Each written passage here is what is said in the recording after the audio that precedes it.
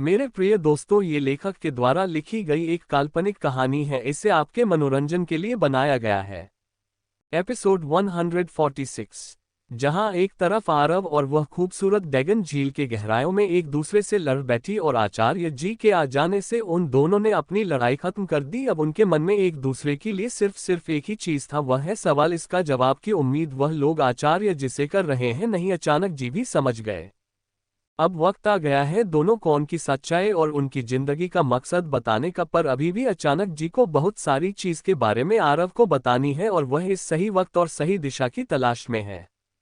तो कहीं दूसरी तरफ मेघा राज्य में पिछले कुछ समय से राजकुमारी काव्य अपनी कक्षा से बाहर ही नहीं निकली। उसके पिता और माता बहुत ही ज्यादा परेशान है उसे लेकर कि पिछले कुछ समय से जो कुछ भी हो रहा है या हुआ है, उन सभी बातों को राजकुमारी काव्या ने अपने दिल पर ले लिया है। और यह बात उनके माता पिता से बेटर कोई नहीं जान सकता, क्योंकि राजकुमारी काव्या को हमेशा जीतने की आदत है और वह बचपन से लेकर अब तक जिद्दी आई है और जो उसे चाहिए वह उसे पर कर हासिल की है। पर इस बार उसके साथ कुछ अलग हुआ। इतने सालों से की गई दोस्ती या निभाए गए वादों का एक झटके में टूटना और राजकुमारी काव्य का भारत साम्राज्य के उत्तराधिकारी की रानी बना, जो कि बहुत ही ज्यादा गर्व की बात है। अब वह रिश्ता टूट जाने की खबर पूरी तरह से फैल चुकी है, इसलिए अब किसी भी तरह से राजकुमारी काव्य वह आधा वह पद और वह इज्जत वापस चाहते हैं। सभी लोग उनके साम्राज्य से इसलिए डरते थे क्योंकि उनका रिश्ता भारत साम्राज्य के उत्तराधिक है, उत्तराधिकारी के साथ जुड़ा है। खान की उत्तराधिकारी के बारे में किसी को नहीं पता था, फिर भी यह बात सभी लोग जानते थे कि अगर भारत साम्राज्य की और किसी राज्य के बीच रिश्ता अगर जुड़ जाए तो वह दोनों साम्राज्य बहुत ही ज्यादा शक्तिशाली होते हैं। और इतने सालों से मिलकर राज साम्राज्य के बारे में सब लोग यही कहते थे। ये पहचान उसे इस रिश्ते के टूटने से बहुत सारे लोग कहीं शत्रु अब सामने से आकर वार करने लगे हैं, जिनका जवाब महाराज आराम से दे तो रहे हैं, पर उनके मन में भी एक डर बैठ चुका है अपने बेटे को लेकर के कहीं वह कोई गलत कदम ना उठा ले। वैसे तो राजकुमारी काव्य बहुत ही ज्यादा समझदार है, पर जब भी उसे गुस्सा आता है या कुछ भी फैसला लेती है तो ये सामने वालों के लिए बिल्कुल भी अच्छी बात नहीं होती। पर इतने समय से उन सब से दूर होकर अपने कमरे में इतनी समय व्यतीत करना, यह बात भी उसे बहुत ही कर रही है। तो वही अपने कक्ष में काव्या एकदम ध्यान मुद्रा में बैठी हुई है। उसने ऊपर से लेकर नीचे तक पूरे काले कपड़ों में एक सफेद दरी के ऊपर बैठी हुई अपने मंत्र उच्चारण कर रही है। इसमें उसके बाल पूरी तरह से खुले हुए हैं और हवा में भी उड़ रहे हैं। उसके आसपास एक अलग सा जादुई और है जो अच्छा है बुरा है ये समझ नहीं आ रहा, पर एक अजीब सा उसे और में है जो किसी की भी दम को घट सकता है या किसी को डर की ठंडी लहर एक अलग सा सिलसिलाहट पैदा कर सकती है। धीरे धीरे उसके चारों ओर एक काली सी परछाई घूमने लगी। उसे परछाई से धीरे धीरे एक रोशनी निकलते हुए राजकुमारी काव्य के अंदर बाहर हो रही थी। इससे राजकुमारी काव्य के बोलते हुए मंत्र और होठ पर हल्के से मुड़कर मुस्कुराने लगी और मुस्कुराते हुए उसे मंत्र का जाप कर रही थी। उसका पूरा कमरा एक अंधेरी से बड़ा हुआ था और रोशनी के नाम पर सिर्फ छोटा सा दीपक जल रहा था और बाहर की तरफ एक रोशनदान जिससे रोशनी उसे कमरे में आ रही थी। तभी काव्या ने अपनी आंखें खोली और अपने सामने उसे जादुई परछाई को देखा, जिसे देखकर उसने उसे परछाई को अपने हाथ में लिया और धीरे धीरे उसे परछाई से ढूंढ सकते हुए वह परछाई कड़ी में बदल गया, जो बहुत ही ज्यादा सुंदर और काले मोती की तरह चमक रहा था। आपको सच में था भी एक कलम होती, पर किसी को नहीं पता था कि वह मोती किस चीज का है। धीरे धीरे काव्या ने अपनी आंखें खोली और उसकी आंखें भी एक अलग ही तरह की चमक दिखाई दे रही थी और उसके आसपास की आप अभी बहुत ज्यादा शक्तिशाली थी। ये देखकर सब बताया जा सकता है कि राजकुमारी का हो गया अब पहले से भी ज्यादा शक्तिशाली और जादुई शक्तियों में भारत हासिल करने के एक सभी और ऊपर चढ़ चुकी है। कुछ देर के बाद उसने सभी चीजों को उसकी जगह पर रखा और अपने कब्ज को पहले जैसे कर दिया। उसके ऐसे करने के बाद ही उसके कक्षा में आवाज आने शुरू हो गई और थोड़ी देर में नील अपने हाथों में कुछ लिए काव्य के कक्ष में आ चुकी थी। उसे आते हुए देखकर काव्या ने मुस्कुराते हुए से देखा, फिर एक जगह बैठकर अपना भोजन किया। उसे इस तरह भोजन करते देखकर मिल ने आखिर उससे पूछ लिया। एपिसोड 147। अब तो हमें बता दो राजकुमारी, आप इतने समय तक क्यों बंद हो इस बंद कमरे में? आपको तो फिर से चालू नगरी जाकर अपनी अपनी अध्ययन पूरी करना चाहिए। आपको पता है ना, आप सर्वश्रेष्ठ छात्र हैं वहां की। तुम चाहती है मैं वहां पर जाकर अपनी बेइज्जती करूं? जो भर सभा या पूरे साम्राज्य में मेरा मजाक बना कर रखा है उसे राजकुमार ने कुछ मजाक का मैं जीत जाट पर सबूत बनाकर उसे जादू नगरी में जाकर अपना और भी ज्यादा मजाक बना। नहीं, बिल्कुल नहीं, मैं ऐसा कभी नहीं करूंगी। आप क्या चाहती हैं कि आप इतनी मुश्किल से दिए गए परीक्षा को पूरा कर कर वहां पहुंचे हैं और अब आप वहां पर नहीं जाएं? मैंने अपना फैसला ले लिया है, तुम जा सकती हो। ये कहकर काव्य वापस से पेट कर कर खड़ी हो गई। तुम्हें नींद चुपचाप वहां से चली गई। आचार्य जी, आपने हमें यहाँ पर क्यों लाया है? आप मुझे सही सही सभी चीज एक बार में क्यों नहीं बता देते? ये क्या तमाशा लगा के रखा है? हर दिन कुछ नया मेरे आंखों के सामने आ जाता है जिससे मैं और भी चाहता परेशान हो जाए। क्या चाहते हैं आप सब? मेरी यादें जाने का फायदा उठा रहे हैं या मेरी इस दुनिया में आने का? मुझे पता है आपको बहुत कुछ पता है और आप मेरी बातों को समझ ही रहे हैं, तो आप मुझे सच सच सभी सच्चाई एक बार में ही बता दीजिए, नहीं तो जब सच्चाई में पता करने पर आ जाऊंगा तो मैं किसी की नहीं सुनूंगा। मेरी मौत के राज का तो मैं समझ चुका हूं कि उसके पीछे कौन है। बात रही बाकी सभी भैंसों की, तो आप चाहते हैं ये भी मुझे बता दीजिए कि मुझे इन सब में जरा सी भी इंटरेस्ट नहीं है। बस अपने गुनहगारों को सजा देनी है और फिर साम्राज्य का हो राजकुमार बनके दिखाना है जो किसी ने सोचा ना हो। मेरी जिंदगी का बस यही लक्ष्य है। राजकुमार आरव, मैं सच कहूं तो आपका नया व्यक्तित्व को देखकर मुझे बहुत खुशी हो रही है, पर आपको इस वक्त शांति से काम लेना होगा, क्योंकि इस तरह से अगर आप सभी चीजों को अपने भावनाओं में बहकर कर काम करेंगे तो सभी चीज आपकी हाथों से निकल जाएगा और आपको कुछ नहीं मिल पाएगा। हो सकता है इससे आपकी जान में भी खतरा हो जाए और जो दूसरा मौका आपको मिला है वह न मिल पाए। ये रहस्य अगर इतनी जटिल नहीं होती तो ये रहस्य किस काम की? इस जटिलता को ही तो आपको समझना है। और वही बात आपके गुनहगारों के को सजा देने की, तो उससे भी बड़ा कुछ आपका इंतजार कर रहा है। अगर आप अभी से ही इन छोटे मोटे चालू छोटे मोटे दाल और दीवारों से लड़ते रहेंगे तो कब आप दुनिया की और उन दूसरी दुनिया के बीच की दीवारों को हटाने की प्रयास करेंगे? इस वक्त तो अलग दुनिया एक दूसरे को खत्म करने पर पुली हुई है और ये दोनों ही दुनिया एक दूसरे के लिए बहुत ही ज्यादा जरूरी है, क्योंकि इस दुनिया में लोगों और सही ताजमहल के कारण ही दोनों दुनिया चल रही है। उसके बारे में हम कुछ खास जादूगरों को ही पता है। और आपके कहने का मतलब क्या है? क्या आप उसे दुनिया के बारे में बात कर रहे हैं? इस दुनिया में मैं हूं, ये जहां से मैं आया हूं। और राजकुमार आरव, आपको बहुत अच्छे से पता था कि आचार्य उत्तम देव आचार्य या जादूगर नहीं है, उन्हें हर एक चीजों के बारे में पता है। अब वह उनसे सीधी तरह से बातें कर कर सभी चीजों को स्पष्ट कर रहे हैं। उनकी बातों को सुनकर मुस्कुराने लगे और ड्रैगन्स की तरफ देखने लगे जो अपने आंखें हुए उन्हें ही देख रहे थे। ये देखकर आरव का मुंह बन गया। वह भी एक कल के लिए उससे खूबसूरत ड्रैगन के नीली आंखों को देखकर उसकी मासूमियत पर खो गई थी। उसने मन ही मन कहा, ये जानवर। तभी उसे एहसास हुआ कि कहीं से गुस्से से देख रहा है, जिस पर उत्तम देव जी ने उसे ड्रैगन के माथे पर हाथ फेरते हुए आपकी तरफ देखकर कहा, ये तुम्हारी मन की बात को भी समझ सकता है, तो इसके सामने इसके बारे में कुछ बुरा बोलने से पहले 2 बार सोच लेना। जिस पर आरव ने तो कुछ खास रिएक्ट नहीं किया। वह अब एक बार और घूरते हुए उसे ड्रैगन को देख रहा था। अपनी तरफ उन दोनों का ध्यान किया। एपिसोड 148। फिर कहा, एक दूसरे को घूमना बंद करो और मेरी तरफ देखो, मैं तुम दोनों को कुछ बताना चाहता हूँ, ये तुम दोनों के लिए बहुत ही जरूरी है। फिर ड्रैगन की तरफ देखकर उसने अपने हाथ से एक लाल धागे निकला और उसे धागे को आगे करके आरव के हाथ में बांध दिया।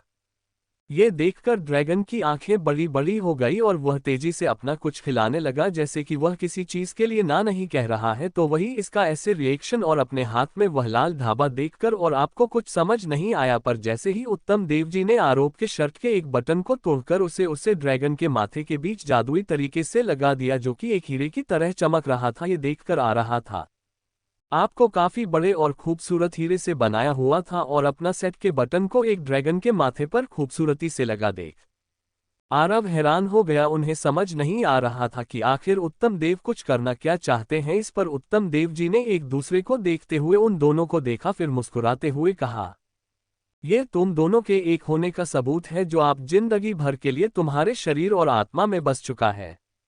अब तुम दोनों एक दूसरे की जिंदगी भर के सफर हमसफर और दोस्त हो। अब एक साथ मिलकर तुम्हें कई लड़ाई लड़नी है। मैं सुनकर तो आर को झटका से लगा, तो वही ड्रैगन थी अजीब नजरों से उसे ही देख रहा था। ऐसा लग रहा था कि यह जो बात आचार्य उत्तम देव जी ने कही है वो एक दूसरे का पार्टनर या काहे की साथी बनकर हमेशा के लिए साथ रहना, यह बात उन दोनों के लिए नामंजूरी थी।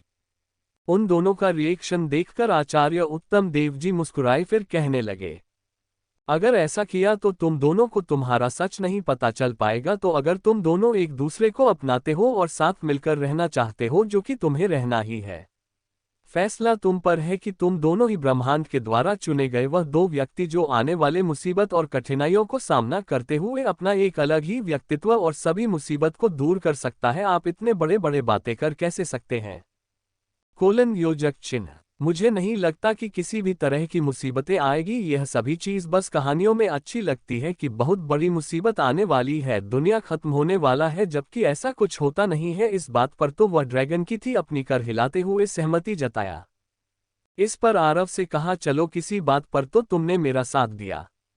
जिस पर ड्रैगन ने उसे छोड़कर देखा तो वही आचार्य उत्तम देवी अपने आंखें बंद करनी है और अपने चारों ओर लगातार कुछ मनते बुद्ध के एक चक्र बना लिया। उसे चक्र से एक लाल रंग की रोशनी निकलते हुए एक गोलाकार रोशनी उन दोनों के बीच आ गया। उसे देखकर किसी को कुछ समझ नहीं आ रहा था, पर जैसे जैसे उसे रोशनी के अंदर उन दोनों ने गहराई से देखा तो जो उन्होंने देखा वह देखकर आ रहा तो 2 कदम पीछे चला गया।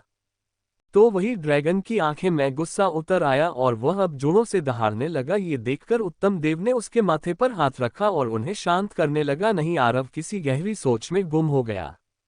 मुझे पता है तुम दोनों इस वक्त किसी गहरी सोच में गुम हो, पर अपने सोच को एक दिशा देखकर आगे बढ़ोगे तो तुम्हें अपनी जिंदगी का वह मकसद नजर आएगा जो तुम दोनों के लिए ही बनाया गया है। खास करके आ रहा हूं। एपिसोड 149। तुम्हारे लिए, क्योंकि तुम्हारे लिए तो। ये ड्रैगन की तरफ इशारा करते हुए उत्तम देव जी ने आगे कहा, एक जरिया है पर उसे रास्ते में तो तुम्हें चलना ही पड़ेगा। तुम्हारी वह सुनहरी ऊर्जा वाली शक्तियां, हाँ मुझे पता है, जिससे तुम अपनी सभी शक्तियों को और भी ज्यादा शक्तिशाली बना रहे हो। शक्तियां तभी मिलती है जब किसी उत्तराधिकारी को किसी बड़े काम के लिए तैयार करना होता है, और वह काम या वह रहस्य को तुम्हें सुलझाना और पाना है। जिस तरह से तुम्हारे पीढ़ी से कुछ जादूगरों को ये शक्तियां मिलती है, उन्होंने अपने जीवन का एक बहुत ही बड़ा हिस्सा उसे मकसद को दिया है। उनके सामने एक परीक्षा की तरह सामने आती है। आप पहेलियां बुझाएंगे, हमें सभी चीज एक बार में ही क्यों नहीं बता जाते? आपने तो भविष्य, भूत और वर्तमान तीनों देखा है ना, तो आपको तो सभी तरह की चीजों के बारे में पता होगा कि कब क्या और किस तरह से होगी। तो आप हमें गोल गोल बातें नाम बताकर सीधा सुबह का दीजिए कि हमें करना क्या है। मैं वक्त बताएगा। अगर मैं सभी चीज तुम्हें बता दूं तो ये प्राकृतिक के साथ खिलवाड़ करना होगा, जो मैं बिल्कुल भी करना नहीं चाहता। इस वक्त तुम जहां पर हो वह ड्रैगन्स की दुनिया है, और यहां पर तुम दोनों का साथ रहना और एक दूसरे का ख्याल रखना का सफर शुरू होता है। इस पूरे जंगल में एक तुम ही हो जो अपने साथी ड्रैगन के साथ पूरा 1 महीना बीतने वाला है, साथ ही साथ एक पुस्तक अपने हाथ में लाते हुए। अब को देकर आचार्य उत्तम जी कहते हैं, और इस पुस्तक को भी पढ़कर और इसमें दिए गए सफर को टाइप करने के बाद ही तुम इस दुनिया से बाहर जा पाओगे। ये कहने के बाद आचार्य जी तुरंत ही वहां से गायब हो गए। तो वहीं आरव कुछ कहने या बताने का वक्त ही नहीं मिला। वह बस एक तक कभी सामने घने जंगल को देखा तो कभी उसे पुस्तक को, तो वही ड्रैगन बस अपनी आंखें टीमते हुए आरव को ही देख रहा था कि यह इंसान सच में कितना खड़ूस है, क्योंकि ड्रैगन आरव के मन की बातों को समझ पा रहा था, जिससे जानते हैं कि बाद उसे उसके लिए बहुत ही ज्यादा बुरा लग रहा था। आरव को देखकर वह ड्रैगन कुछ कदम पीछे हट गया, क्योंकि इस वक्त आरव के दिमाग में बहुत ही ज्यादा तेज गुस्सा या कहीं तो ज्वालामुखी फट वाला था। आरव इतने गुस्से में था कि उसे पता ही नहीं चल रहा था कि उसके आसपास का और एकदम से ठंड और डरावना हो गया है। पिछले कुछ समय से आरव बिहेवियर में एक अलग ही तरह का बदलाव आ रहा था। इस तरह से वह अलग व्यक्ति बन जाता था। यह बातें उसे समझ ही नहीं आ पाती थी, या कहीं तो उसे याद ही नहीं रहता था। बस आने वाले लोगों को उससे डरता देखकर उसे ऐसा लगता था कि लोग उसकी शक्ति या उसके कारण डर रहे हैं।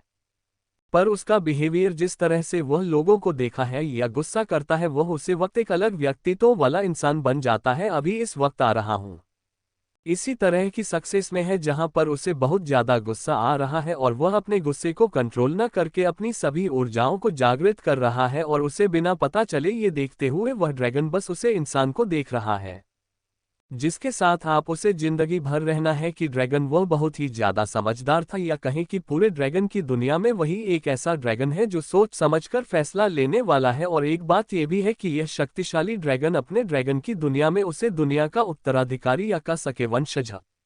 इसके सभी पीढ़ियों के सभी ड्रैगन्स एक लड़ाकू ड्रैगन रहे हैं जो इंसानों की मदद करते हैं दूसरी दुनिया के लोगों और उनकी दुनिया के बुरे ड्रैगन और शक्तिशाली राक्षसों से लड़ने के लिए। और पिछले कुछ सालों से यह ड्रैगन कुछ खतरनाक और दुश्मन रक्षा और खूंखार ड्रैगन से बचकर आचार्य उत्तम देव जी के सुरक्षित झील के अंदर रह रहा है। अब तक ये भी आरो की तरह एक शांत और मासूम ड्रैगन था, पर अब उसे बड़ी मुश्किल का सामना करना आ चुके हैं अपने शक्तियों का इस्तेमाल करने के लिए। यही नहीं, अब उसे अलग अलग व्यक्तियों को कैसे चकमा देना है और किस तरह से अपनी शक्तियों को इस्तेमाल करके सामने वाले को घायल करना है और दूसरे ड्रैगन पर हावी कैसे होना है। सभी युग की शक्तियां आचार्य जी ने इसे सिखाई है, इसलिए वह की भावनाओं को समझ रहा है। तभी आरव का एहसान हुआ कि वह इस वक्त इतने बड़े और सुशांत जंगल में अकेले नहीं है, इसलिए उसने अपने सर को दूसरी तरफ करते हुए उसे ड्रैगन को देखा तो वह उसे ही टुकुर टुकुर देख रहा है। पर एक अजीब से नजरों से ये देखकर आरव ने कहा, मुझे भूख लगी है, ये तुम्हारा जंगल है ना, तो बताओ जाना कहाँ है जैसे कि। और ड्रैगन उसकी बात का मतलब समझ गया, वह सारी बातें में दूसरी तरफ चलने लगा तो वही आरोग्यास के पीछे पीछे जाने लगा। पर उन दोनों को ये बात नहीं पता था कि यह एक लाल आंखों वाला उन दोनों का पीछा कर रहा है। कुछ कम चलते हुए वह दोनों एक साथ बराबरी में चल रहे थे, तभी आ रहा हूं और वह ड्रैगन अचानक से रुक गए और वह दोनों ने बिना किसी तरह से रुक एक दूसरे को देखकर तुरंत ही अपनी जगह से अलग अलग जगह को दे। उनके कूदने के कुछ समय बाद एक लाल रंग की तेज गति से रोशनी वहां पर आए और एकदम से ब्लास्ट हो गई, जिससे आसपास अलग अलग तरह से आग जलने लगी। और ये देखकर अब उसे दिशा में देखने लगे जहां पर एक बड़ा सा पथरीला ड्रैगन अपने भारी पंजों के साथ चलते हुए वहां पर आया और उन दोनों की तरफ अपने मुंह से आग उबलते हुए उन पर हमला करने लगा। इस वक्त वह दोनों कैटरीना लाल रक्षा बहुत ही ज्यादा गुस्से में नजर आ रहा था, उसकी लावणी आंखों में अंगारी बरस रही थी, तो वही उसके मुंह से तो ज्वालामुखी निकल रहा था, जिससे आरव और वह ड्रैगन दोनों ही बजाते हुए उसे पर वापस पलटवार करने वालों पर पाटिल रक्षा होने के कारण उसके ऊपर कोई भी तरह का जादू काम नहीं कर रहा था। चाहे कोई भी चक्र या तत्व का इस्तेमाल करते हुए उन दोनों ने हमला करना शुरू किया, पर उसकी मोटी खाल और पत्थर जैसा शरीर किसी भी तरह की हमले को नाकाम कर दे रहा था।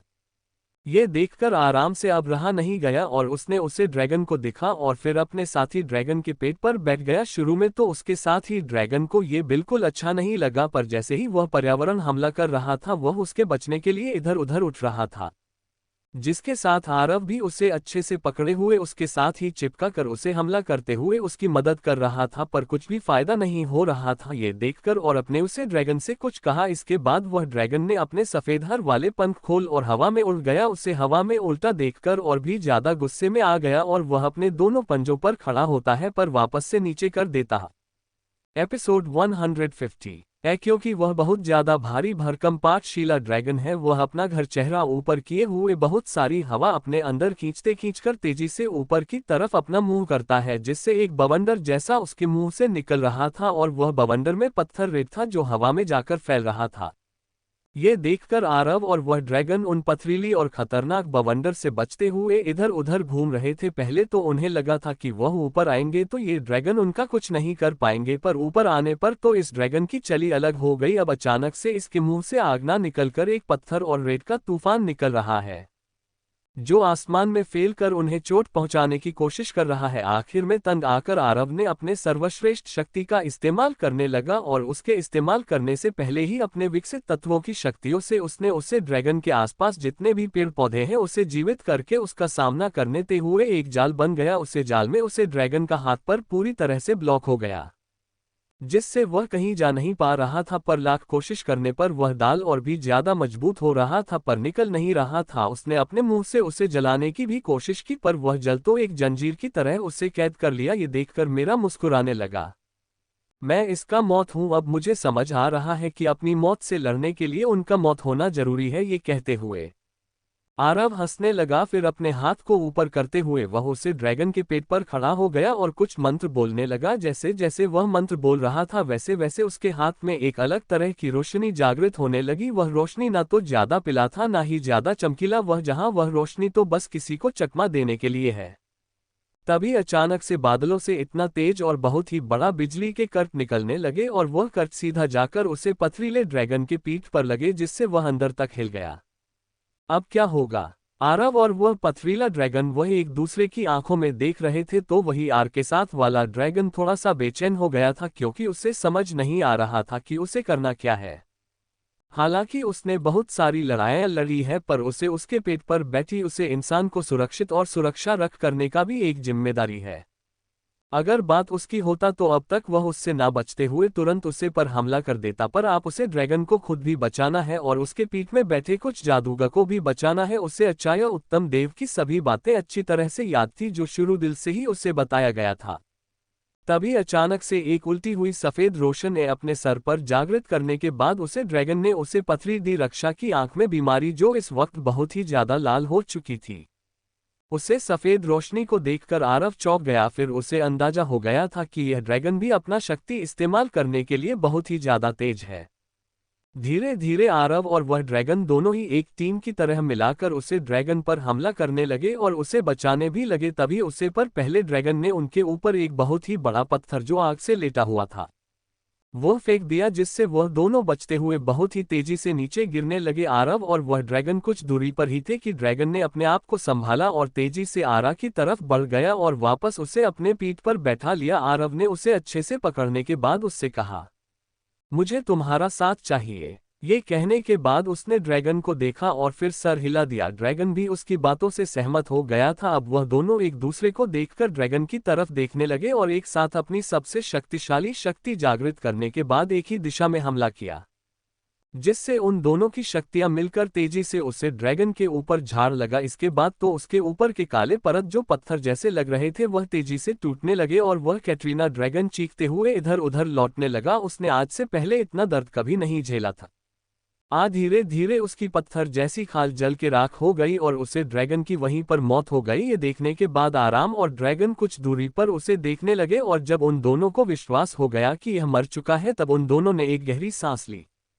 मैं दूसरी तरफ महल में कुछ समय से राजकुमार आर्केना दिखाई देने से कारण बहुत सारे मंत्रिमंडल परेशान थी। कुछ जगह की कमतू रुक से गए थे क्योंकि राजा कुमदेव के अनुपस्थिति में सभी राजकुमार आरव कोई लेने की, पर इस वक्त राजकुमार आरव का कोई भी ऐसा पता नहीं है। इस बारे में सोचकर सभी लोग समझ नहीं आ रहा था कि वह करे तो कर क्या, और राजकुमार आरव के लिए सख्त नियम थी कि उसके सभी कार्य को इस तक सीमित रखे, ना कि महल की बाकी लोगों को यह सदस्य के भी साझा करे, नहीं तो सभी को बहुत ही ज्यादा कड़ी सजा मिलाकर मिलेगी। अध्यक्ष उसे कक्षा में बैठे हुए थे।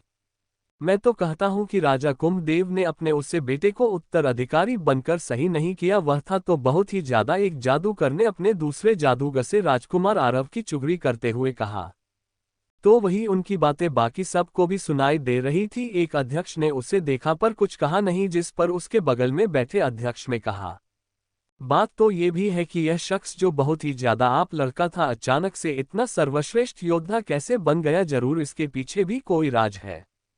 तुम्हें पता है ना समझ में इस वक्त क्या क्या चीज एक साथ हो रही है और तुम सब इस तरह के बातें को लेकर यहाँ पर औरतों की तरह कर रहे हो। अपने अपने काम पर ध्यान दो। एक मुख्य और सर्वश्रेष्ठ भारी अध्यक्ष में उन सब को चुप करते हुए कहा। पर बात तो वहां पर रुकी ही नहीं। सब अब धीरे धीरे करके और आपके बारे में और पारस साम्राज्य के शाही परिवार के बारे में बात करने लगे, जैसे कि अलग अलग सदस्य किस तरह के हैं और किस तरह से उन सब में यहाँ के पत्ते को लेकर एक अलग ही जंग छुड़ी हुई है। वह सब बेवकूफ है कि उन्हें सभी चीज बहुत ही साथ साथ नजर आते हैं पर कुछ कहते नहीं है। जहाँ ये सभी चीज चल रही थी कि तभी वहां पर करण आ गया। कारण को देखकर उन्हें थोड़ी आशा की किरणें मिली और वह कारण से आरव राजकुमार आर के बारे में पूछे तो राजकुमार आरव की अनुपस्थिति उससे भी पता चली। उसने उन सभी को यही कह दिया कि वह सभी कार्य को उससे बता दे ताकि वह राजकुमार आरव को सभी चीजों के बारे में बता दे। अब उनसे पूछकर वह सब आपको बता दे, जिस पर कारण को सभी ने उनकी समस्या और उनके राज्य में क्या कुछ चल रहा है बाकी सभी चीजों का एक दस्तावेज बनाकर दे दिया और सभी चीजों को बताने लगे। उनके सभी बातों को सुनते हुए कारण को तो पूरा दिन और पूरा का पूरा बहुत ही ज्यादा समय लग गया। उनकी चीज इतनी सारी थी कि कुछ तो कारण को याद ही नहीं था, पर फिर भी उसने बहुत सारी चीज को लिखकर और याद करके रख लिया। हालांकि यह सभी चीज छोटी मोटी थी पर यह एक साम्राज्य के व्यापार और उनके सर्वश्रेष्ठ साम्राज्य होने का कार्य था। करण ने उन सभी को बातों में घूमकर आरव को ढूंढने लगा और उसके कामों को भी पूरा करने लगा। उसने उसे अंगरक्षक के साथ मिलकर वाकिफ साम्राज्य के सभी कामों और कार्यों में बाकी छोटे मोटे और बड़े फैसले ले लिए, क्योंकि उन्हें अच्छे से पता था कि आरव कभी भी उन पर इस बात को लेकर कोई भी दबाव नहीं डालेगा और वह सब इस चीज को लेकर स्वतंत्र थे।